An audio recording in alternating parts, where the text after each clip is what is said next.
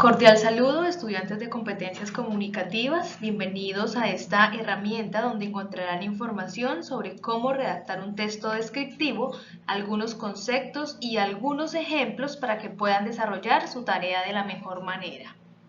Iniciemos por definir qué es describir. Según el diccionario de la Real Academia de la Lengua Española, describir es representar o detallar el aspecto de alguien o algo por medio del lenguaje, es decir, con palabras cómo es algo o alguien.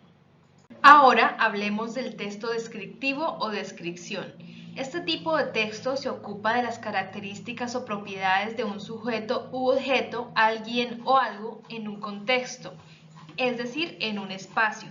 Se fija en la apariencia, los rasgos, en detallar cómo son las partes de lo que estamos describiendo.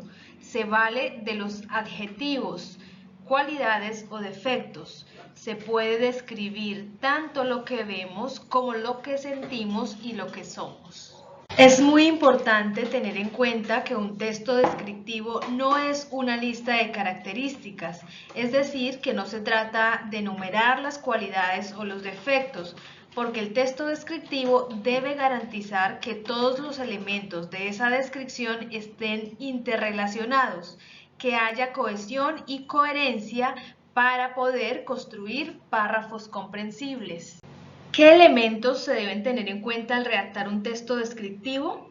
Primero, el observador. Definir quién va a describir, si quien describe hace parte de la descripción, porque podemos describir en primera persona o en tercera persona. Segundo, el contexto. El mundo real o imaginario en el que situamos a quien vamos a describir. Tercero, los recursos de los que podemos valernos para lograr un buen texto descriptivo. El lenguaje debe ser detallado, podemos hacer uso de un número considerable de adjetivos, de imágenes, no solamente las que nos hacemos a través de la vista, sino también las que nos permiten los demás sentidos, es decir, las imágenes que nos hacemos de lo que olemos, degustamos, tocamos u oímos, las cuales también son válidas al describir. Además, podemos aprovechar las comparaciones y las metáforas, que son muy utilizadas en la literatura y que también nos sirven para aludir características. Los textos descriptivos se caracterizan por ser precisos, claros y vivaces, es decir, dinámicos, por tratar de interesar al lector. Como ya lo hemos dicho, podemos describir personas, animales, cosas y lugares. Aquí vamos a hablar de qué debemos tener en cuenta al describir una persona. Lo primero es presentarla, decir quién es, a quién vamos a describir. Segundo, es detallar cómo es esa persona. Hay tres tipos de descripciones de personas. La primera, prosopografía. Esta es la descripción física, donde se habla del aspecto exterior.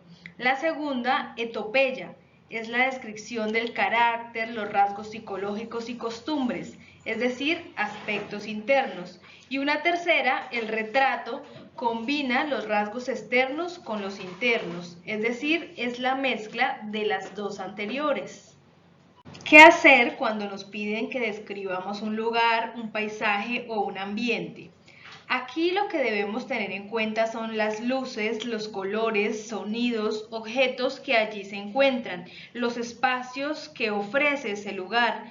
A la descripción de un lugar la denominamos topografía.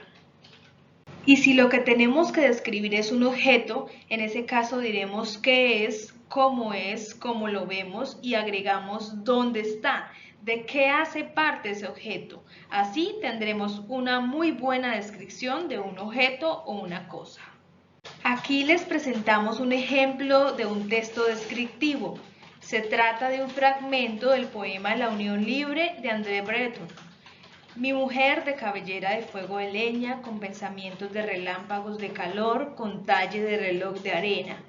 Como podemos darnos cuenta, este texto nos ofrece una imagen de cómo era esa mujer, cómo era su cabello, cómo eran sus pensamientos y cómo era su cuerpo. Eso se logra gracias a los textos descriptivos. Ya hablamos del retrato, ahora quiero que hagamos énfasis en el autorretrato.